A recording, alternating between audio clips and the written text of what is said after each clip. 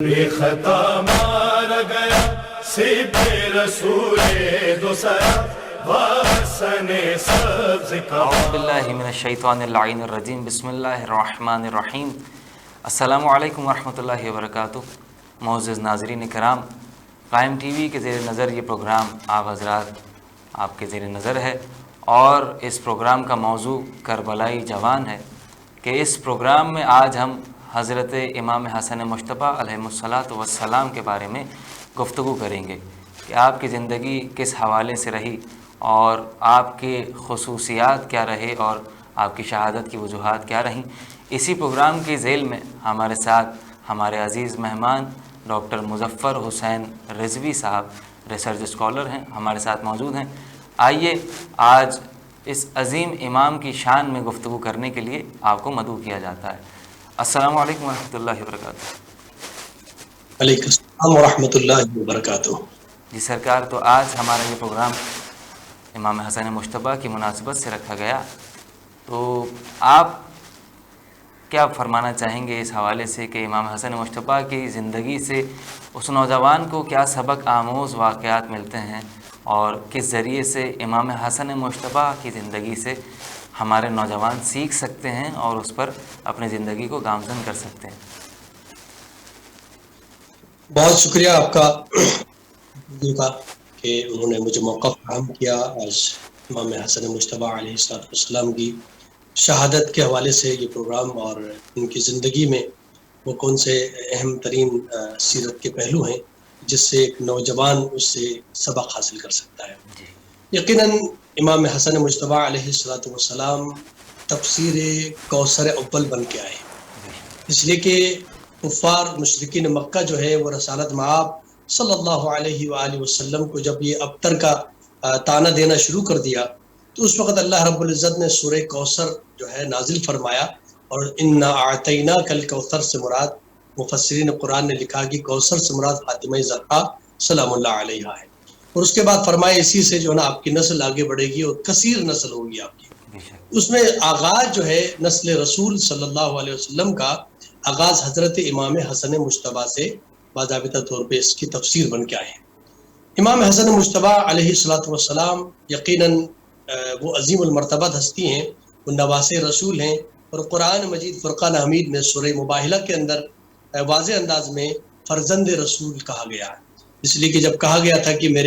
تم اپنے بیٹوں کو لے کر اور ہم اپنے بیٹوں کو لے کر آئیں گے، تو اس آیت میں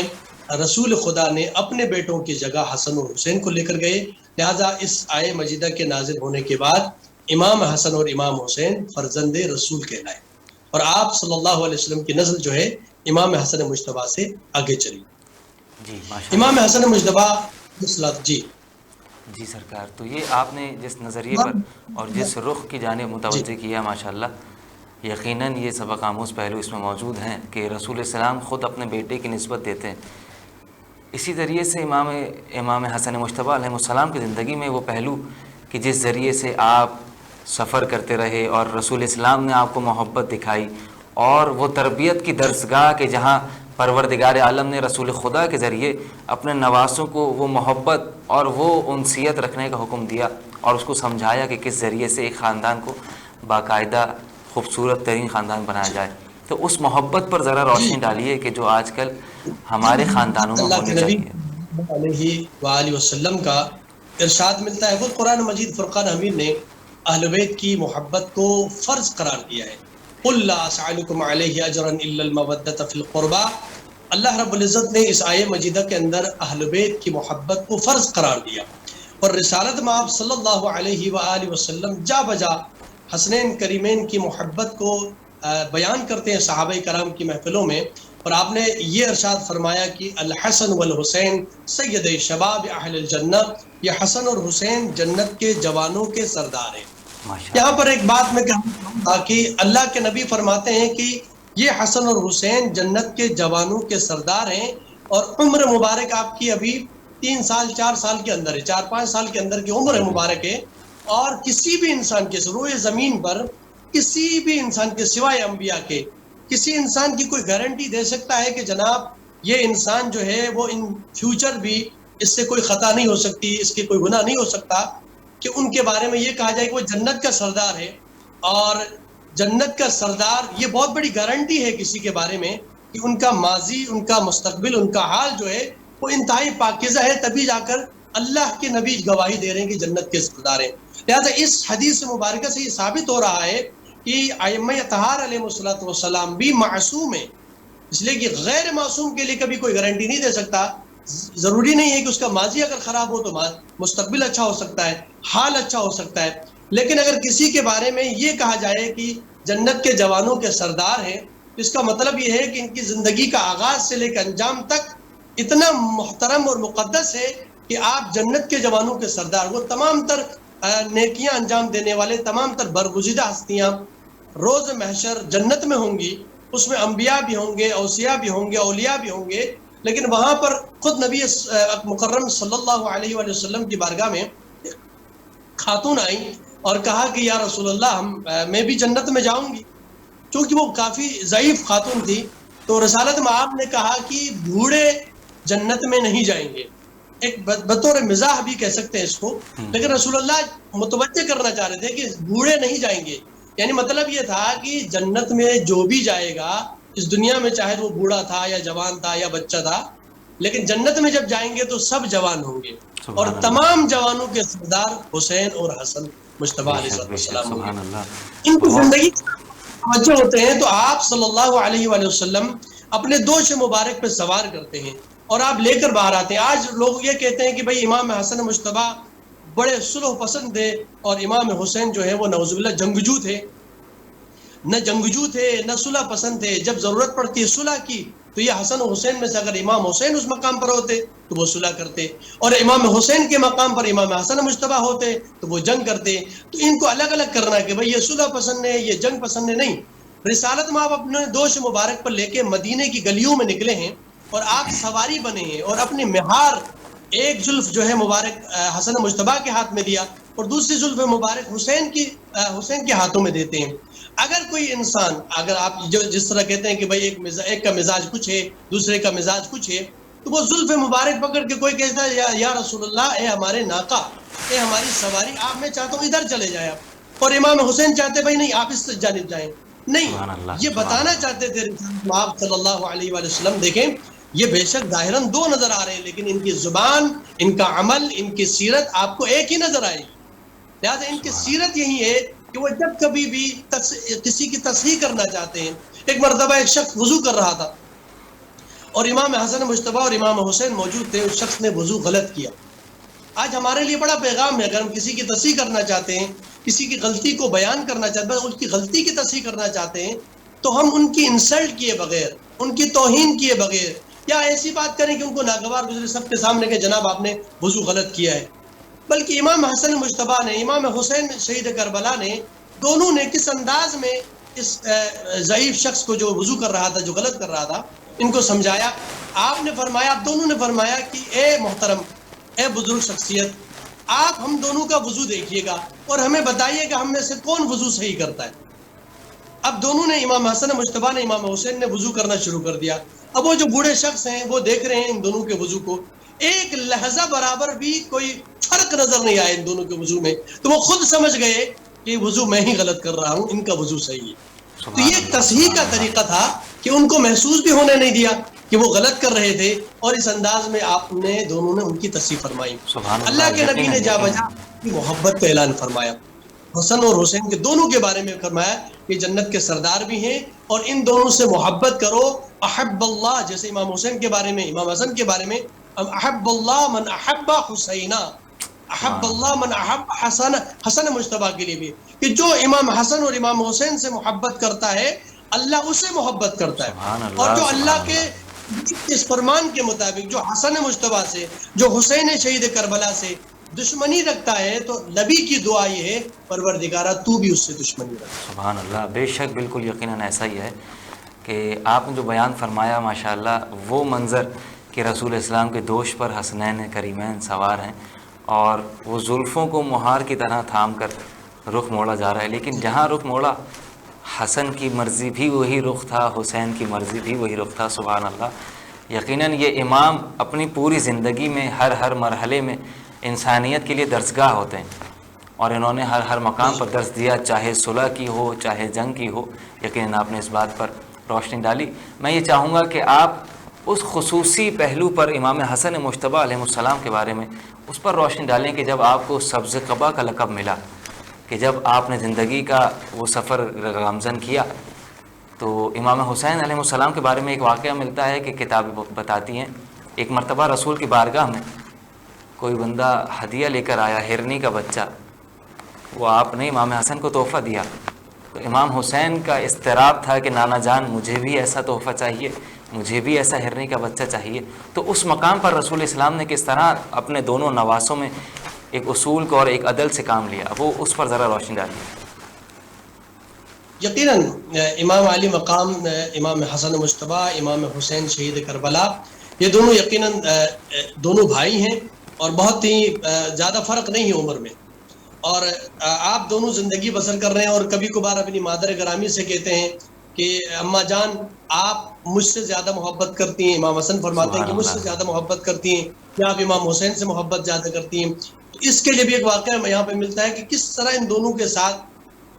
والدین کا برتاؤ ہے کہ دونوں کو برابر رکھنا ہے۔ یقیناً دونوں کا مقام و منزلت خدا کی بارگاہ میں بلند ہے اور برابر ہے۔ لہٰذا جناب سیدہ سے کہا کہ آپ مادر جان آپ بتائیے کہ ہم دونوں میں سے زیادہ محبت کس سے کرتی ہیں؟ تو ایک واقعہ ملتا ہے کہ جناب سیدہ فاطمہ زہرا نے فرمایا کہ میں دونوں سے برابر محبت کرتی ہوں، اور بلکہ یہ جملہ فرمایا کہ جتنی محبت آپ مجھ سے کرتے ہیں اتنی محبت میں آپ سے کرتی ہوں۔ اب ان کا یہ کیسا کہ ہاں ہم آپ سے کتنی محبت کرتے ہیں اور آپ ہم سے کتنی محبت کرتے ہیں۔ پھر جناب سیدہ فاطمہ زہرا نے اپنے گلے میں جو ایک ہار تھا اس کو اتارا جس میں 5 دانے تھے،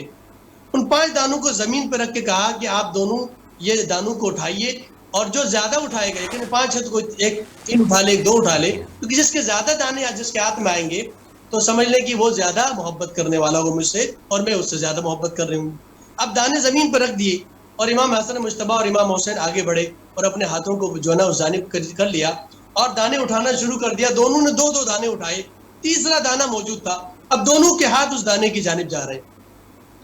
اب قریب تھا کہ کوئی ایک اٹھا لیتا اور یہاں پر فرق ہوتی، اللہ کو گوارا نہیں تھا کہ کبھی کسی کو، امام حسن کو یا امام حسین کو کوئی تکلیف پہنچے گی۔ یہاں پر محبت میں زیادہ جو ہے مادر گرامی جو ہے حسن مجتبیٰ سے زیادہ کرتی ہیں یا امام حسین سے، تو اللہ کی طرف سے جبرائیل کو حکم ملا کہ جاؤ اس دانے کے 2 ٹکڑے کر دو،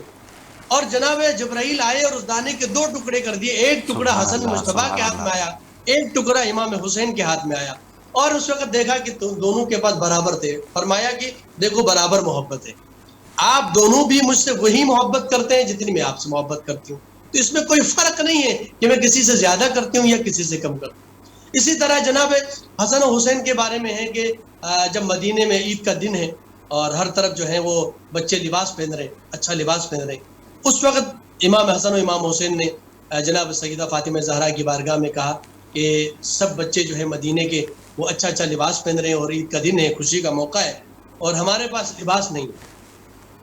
ایسے میں جناب سیدہ فاطمہ زہرا سلام اللہ علیہا کے زبان اقدس سے وہ جملہ نکلا کہ آپ کا لباس آ رہا ہے، درزی لے کر آ رہا۔ سبحان اللہ۔ ابھی ایسی کوئی بات نہیں کہ کسی درزی کو انہوں نے حکم دیا کہ کسی درزی کو کہا تھا کہ آپ لباس لے کر آئے، بس جناب سیدہ کی زبان اقدس سے یہ جملہ نکلا کہ آپ کا لباس درزی لے کر آ رہا ہے۔ پروردگار کو جناب سیدہ کا یہ جملہ اس کو عملی میدان میں عملی مجسم کرنا تھا، کیونکہ جناب سیدہ کا جملہ ہے، یہ جو ہے یہ ناممکن ہے کہ جناب سیدہ کہے اور درزی لباس لے کر نہ آئے۔ حکم دیا پروردگار نے، اے جبرائیل جائیے اور جنت سے دونوں کے لیے لباس لے کر آئے، جس طرح آپ نے کہا سبز قبا۔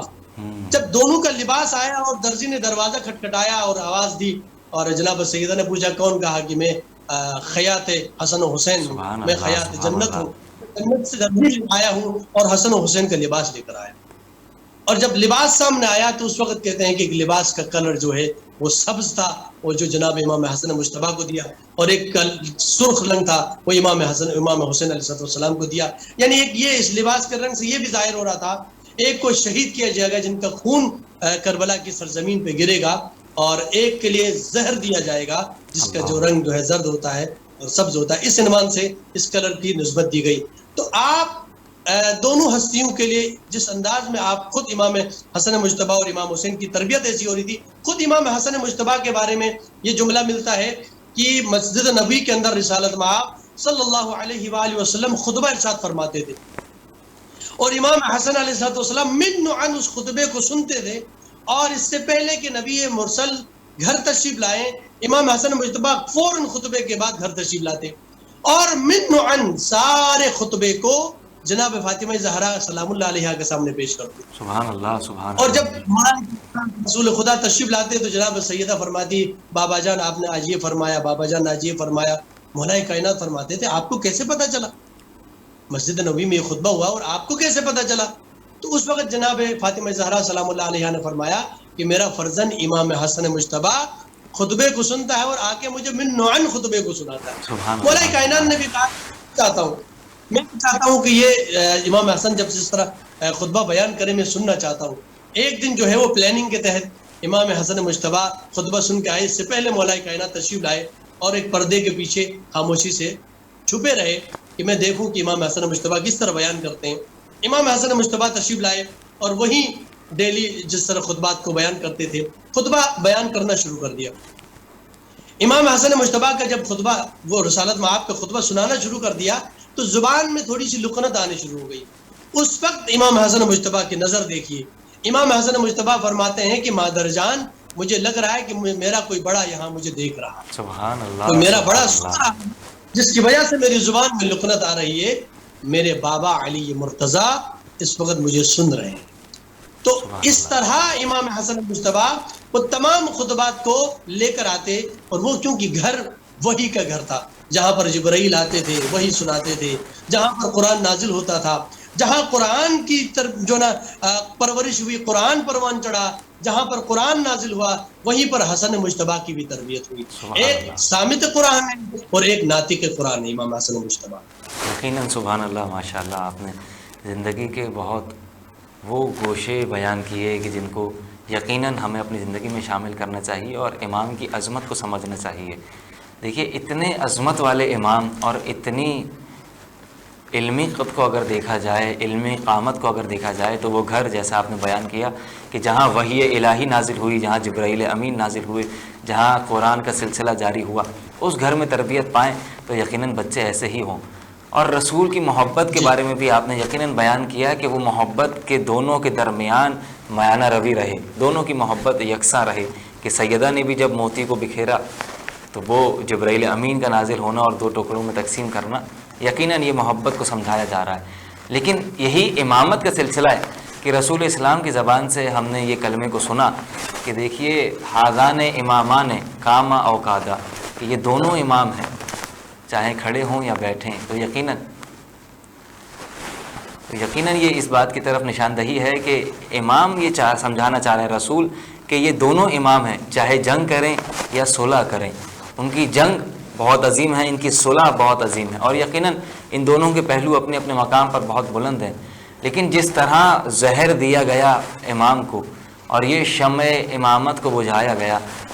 اس کی جانب ذرا روشنی ڈالیے کہ وہ کون تھا جس نے زہر دیا، اور وہ زہر کیسا تھا اور اس کا اثر کیسا رہا، اور اس کی وجہ سے اہل بیت پر کس طرح کے تاثرات کا اثر ظاہر ہوا. جی، امام حسن مجتبیٰ جیسے آپ نے بھی فرمایا کہ علمی اعتبار سے جو ہے بہت بڑی علمی شخصیت، اور علمی شخصیت ہم یہ کہتے ہیں کہ ہم عام کسی انسان کو علمی شخصیت کہتے ہیں، لیکن یہ تو وہ ہے کہ جو علم لدنی کے مالک ہے. یہ انہوں نے کسی کے سامنے زانوی ادب طے نہیں کیا ہے کہ کسی کے عالم کے سامنے، کسی دنیا والے کے سامنے علم حاصل کیا ہو. یہ وہ شخصیات ہیں کہ جو بچپن میں دنیا میں آتے ہیں تو ان کی زبان اقدس میں زبان وحی پیغمبر صلی اللہ علیہ وآلہ وسلم دہن مبارک میں دے کر اللہ کے نبی نے سارے علوم کو منتقل کیا حسن مجتبیٰ. تو لہٰذا یہ دنیا میں آتے ہیں تو وہ سارا علوم لے کر آتے ہیں. ان کی گھٹی میں جو ہے وہ دہن رسالت مآب صلی اللہ علیہ وسلم کی زبان اقدس دی جاتی ہے اور وہاں سے زبان وحی کو چسائی جاتی ہے. تو یہ ان کو یہ کہیں کہ ہم یہ عالم ہیں، تو عالم دنیاوی اعتبار سے ہم اس طرح کہیں تو یہ میرے خیال سے ان کے لیے مناسب نہیں رہے گا، اس لیے کہ علم لدنی کے مالک خدا نے ان کو وہ علوم جو اللہ رب العزت نے ان کو دیا ہے، یہ دنیا میں آئے ہیں تو علوم لے کر آئے ہیں. یہ دنیا میں آتے ہی سجدہ ریز ہوتے ہیں اور خدا کی بارگاہ میں سجدہ کرتے ہیں، سبحان ربی العالیٰ کی صدائیں بلند کرتے ہیں. یہ عام بچوں سے مختلف ہے. اب آپ جس طرح آپ نے فرمایا کہ امام علیہ الصلوۃ والسلام کی شہادت کس طرح ہوئی، کیوں ایسا ہوا؟ یعنی اتنی بڑی ہستی، اتنی بڑی شخصیت جن کے بارے میں رسول اللہ صلی اللہ علیہ وسلم جا بجا ان کی شان بیان کرتے ہیں، ان کی محبت کو فرض قرار دیتے ہیں، ان کے ساتھ محبت کا اظہار کرنے کو قرآن فرض قرار دیتا ہے، پھر ایسی ذوات مقدسہ کے ساتھ اس طرح کا برتاؤ اور زہر دیا جانا، یہ بہت بڑا المیہ ہے تمام انسانوں کے لیے. آج سوچنے کی بات ہے، کیا خطرہ تھا امام حسن مجتبیٰ سے کسی کو؟ اس لیے کہ زہر دینے والے، امام حسین کو شہید کرنے والے جتنے ائمہ اطہار علیہ الصلوۃ والسلام ہیں، ان سب کی شہادتیں ہوئی، ان کو شہید کرنے والے کوئی غیر مسلم نہیں ہے. لہذا سارے مسلمان ہی ہیں جنہوں نے ائمہ اطہار علیہ الصلوۃ والسلام کو شہید کیا ہے. خود امام حسن مجتبیٰ سے کیا خطرہ ہو سکتا تھا؟ وہ تو سراپا علم اور عبادت کے مجسم عبادت تھے کہ وہ ہر وقت خدا کی بندگی کرنے والے. اور آپ کریم آل محمد آپ کو کہتے ہیں کہ آپ اتنے کریم تھے کہ آپ کا دسترخوان ہمیشہ بچھا رہتا تھا. غریب و غربا کے لیے آپ کی طرف سے، آپ کے دسترخوان سے جو نا رزق ملتا تھا لوگوں کو. آپ اتنے کریم، آپ اتنے سخی ہیں، آپ اتنے محبت کرنے والے ہیں، آپ اتنے بڑے عالم ہیں، آپ ہادی برحق ہیں، آپ نمائندے رسول ہیں، آپ شبیہ مصطفیٰ ہیں. ایسی ذوات مقدسہ میں سے ایک ذات حسن مجتبیٰ کی ہے. پھر کیا ایسا موقع آیا کہ امام حسن مجتبیٰ کو راستے سے ہٹانے کی کوشش کی جا رہی؟ اس لیے کہ جو دنیاوی اقتدار کے لالچ رکھنے والے اقتدار پسند لوگ، وہ نہیں چاہتے تھے کہ ایسی ذات ہمارے درمیان ہو. ایک مرتبہ امیر شام مسجد نبوی آیا اور جا کے لوگوں میں اشرفیاں تقسیم کر رہا تھا. میں مختصراً یہ بیان کروں گا تاکہ یہ اندازہ ہو کہ کتنی کریم ذات ہے امام حسن مجتبیٰ کی. اشرفیاں تقسیم ہو رہی تھی اور اتنے میں امام حسن مجتبیٰ مسجد نبوی میں داخل ہو گئے. اور جیسے داخل ہو گئے تو جتنے افراد وہاں موجود تھے سب نے کھڑے ہو کے امام کا استقبال کیا. اس وقت امیر شام کو یہ ناگوار گزرا، کہا کہ میں پیسہ دے رہا ہوں، ان کو اشرفیاں دے رہا ہوں اور تعظیم یہ ان کی کر رہے ہیں. لیکن چونکہ ظاہر امام حسن مجتبیٰ کی ایک اپنی شان، اپنی ہیبت، اپنی نورانیت اور اپنی ذات اور اپنی ہستی تھی کہ لوگوں نے استقبال کریں گے. امام حسن مجتبیٰ فوراً گئے اور تکبیر کہہ کے نماز شروع کر دی. اس نماز کے فارغ ہونے کے بعد امام حسن مجتبیٰ علیہ الصلوۃ والسلام جب نماز سے فارغ ہوئے تو اس نے صبح سے جو اشرفیاں تقسیم کر رہا تھا، اس نے کہا کہ صبح سے اب تک جتنی اشرفیاں تقسیم ہوئی ہیں اتنی اشرفیاں ایک امام حسن مجتبیٰ کو دی جائے. ان کے حواریوں نے امام حسن مجتبیٰ کے سامنے اشرفیوں کے ڈھیر لگا دی. امام حسن مجتبیٰ کو اشرفیوں کے ڈھیر لگانے کے بعد امیر شام نے یہ جملہ کہا کہ میں ہندا کا بیٹا ہوں، اور اپنی سخاوت کا اعلان کیا انہوں نے. اتنے میں ابھی امام حسن مجتبیٰ موجود ہیں اور اشرفیوں کے بارگاہ میں سلام کر کے کہتا ہے، مولا میری تمنا تھی اور میں نے کہ میری ایک حاجت تھی، اگر وہ پورا ہے میں چاہتا ہوں کہ اس حاجت کے بعد پورا ہونے کے بعد امام حسن مجتبیٰ کو اپنے ہاتھوں سے بنائے ہوئے جوتے میں پہنانا چاہتا ہوں. اور جوتے تیار کر کے انہوں نے لایا اور امام حسن مجتبیٰ کے جو نا پاؤں میں خود اپنے ہاتھوں سے امام کو وہ جوتے پہنائے. جیسے اس نے جوتے پہنائے، جو اشرفیوں کے ڈھیر اس نے لگایا تھا، امام حسن مجتبیٰ نے کہا، اے میرے چاہنے والے یہ ساری اشرفیاں لے کے جاؤ. جب اس نے دیکھا کہ اتنی ساری اشرفیاں امام حسن مجتبیٰ نے دے دیا کہ اتنا سارا مال، تو اس وقت امام حسن مجتبیٰ نے پلٹ کے کہا، میں فاطمہ کا بیٹا ہوں. سبحان اللہ، سبحان اللہ. میں زہرا کا بیٹا ہوں. میری کرامت. بس عزیزان محترم،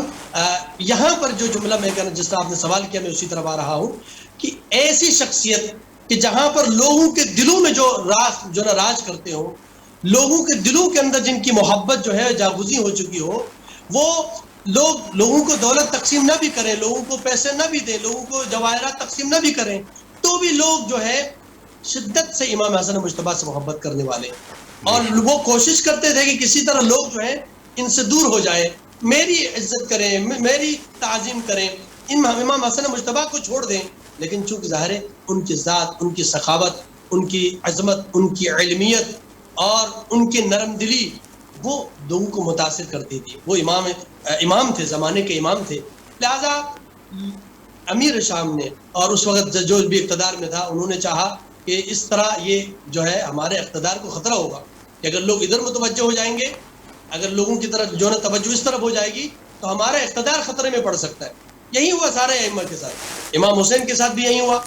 کہ اقتدار کو ان کو خطرہ لگ رہا تھا کہ لوگ امام کی طرف آ رہے تھے، لوگ دلوں میں محبت امام حسین کے ساتھ رکھتے تھے۔ سارے ائمہ کے ساتھ یہی ہوا، وہ جو امام حسن مجتبیٰ کے ساتھ بھی ہوا، اور ایک پلاننگ کے تحت ان کی زوجہ امام حسن مجتبیٰ کی زوجہ کو خریدا گیا اور اس کو یہ لالچ دی گئی اور یزید کے ساتھ شادی کی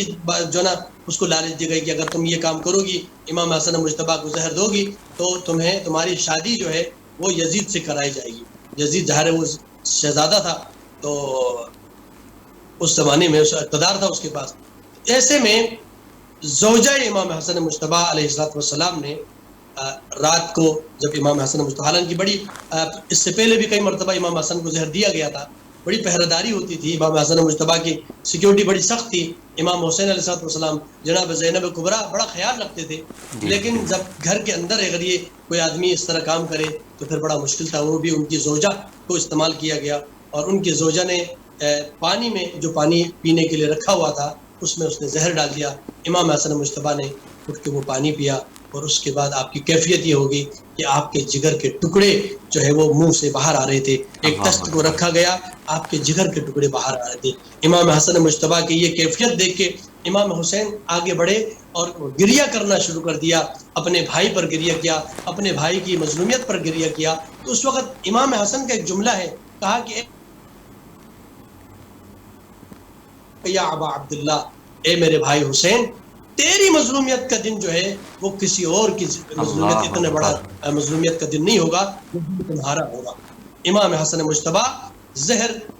کی اس کیفیت میں جو ہے آپ کا پورا چہرہ زرد ہو چکا تھا، اور آپ کی جب شہادت ہوئی تو اس کے بعد بھی آپ کی شہادت کے بعد آپ کو شہید کیا گیا۔ کس طرح کہ جب امام کا لاشا اٹھایا گیا کفن پہنانے کے بعد، جب روزے رسول کی جانب وصیت تھی آپ کی کہ مجھے میرے نانا جو ہر وقت اپنے سینے سے لگاتے تھے، کبھی اپنی پیٹھ پہ بٹھاتے، اپنی پشت پہ، اپنے شانے پہ اٹھاتے تھے، وہ اتنی محبت کرتے تھے، اور امام حسن مجتبیٰ چاہتے تھے کہ بعد شہادت بھی آپ رسالت میں آپ کے قریب میں ہی آپ کو دفنایا جائے، آپ کی قبر مقدس کے ساتھ۔ آپ کی وصیت تھی، لیکن دوسری وصیت بھی ساتھ کی تھی، اگر امام حسین سے کہا تھا اگر ایسا نہ ہو، اگر کوئی مشکل پیش آئے پھر مجھے جنت البقیع میں لے جا کے دفنانا۔ امام حسن کا جنازہ اٹھا اور ایک مرتبہ روزے رسول کی جانب آیا تو وہاں مروان بن حکم اور اس کے جو افراد تھے وہاں موجود تھے، انہوں نے امام کے جنازے پر تیروں کی بارش کی۔ اللہ اکبر! امام حسن مجتبیٰ کے جسم نازنین پر تیروں کی بارش ہو گئی۔ آپ کو کفن دیا گیا تھا، وہ کفن دوبارہ رنگین ہو گیا، خون سے جو ہے نا سرخ ہو گیا۔ امام حسن مجتبیٰ کو، امام حسن مجتبیٰ کے لاشے کو رسول اللہ کے قبر مقدس تک لے جانے نہیں دیا گیا، چونکہ وہ خون دوبارہ کفن کو رنگین کر چکا تھا۔ ایک بار پھر جب امام حسن مجتبیٰ کا جنازہ واپس گھر میں آیا تو جناب زینب کبریٰ نے گریہ کیا، جناب ام کلثوم نے گریہ کیا۔ تاریخ میں پہلا جنازہ ہے کہ جو گھر سے نکلا اور دوبارہ گھر میں آیا، تیر جسم ناظرین سے نکالے گئے، اور امام حسین کی پاس جو دوسری وصیت تھی کہ اگر ایسا نہ ہونے دیا جائے گا تو پھر امام حسین سے کہا کہ تلوار نہیں اٹھانا بلکہ میرے جنازے کو جنت البقیع میں لے جا کے دفنانا۔ یہ ایک بہت بڑا المیہ ہے انسانیت کے لیے کہ اتنا کریم امام، اتنا عظیم امام، اتنا جنت کا سردار امام، ان کے اس کے باوجود بھی کلمہ گو مسلمان آپ کی شہادت کے در پہ تھے اور آپ کے ساتھ یہ برتاؤ، یہ سلوک۔ جی، خدا لعنت کرے امام حسن مجتبیٰ علیہ السلام کے قاتلوں پر، اور ہمیں آپ کی زندگی سے بہت کچھ سیکھنے کو توفیق عطا فرمائے، اور پروردگار سے دعا ہے کہ ہمارے مہمان خصوصی ڈاکٹر اور ریسرچ اسکالر ہیں، مولانا ہیں ماشاءاللہ، ان کی توفیقات میں اضافہ ہو، اور پروردگار ان کی تمام دنیا و آخرت کی تمام پریشانیوں کو دور فرمائے، تمام مومنین کے حالات کو بہترین حالات میں تبدیل فرمائے۔ یقیناً ناظرین کرام، آپ حضرات نے سماعت فرمائی، یہ گفتگو امام حسن مجتبیٰ علیہ السلام کی زندگی کے کچھ لمحوں پر ہم نے روشنی ڈالی اور ان پہلوؤں کو بیان کرنے کی کوشش کی کہ جس سے ہم کچھ حد تک امام کی زندگی سے وابستگی حاصل کر سکیں۔ بس عزیزوں، انہی معروضات کے ساتھ آپ حضرات سے التماس ہے کہ پروردگار آپ تمام کو خوش رکھے، والسلام علیکم ورحمۃ اللہ وبرکاتہ. سورے دو سرا و حسن سبز کبا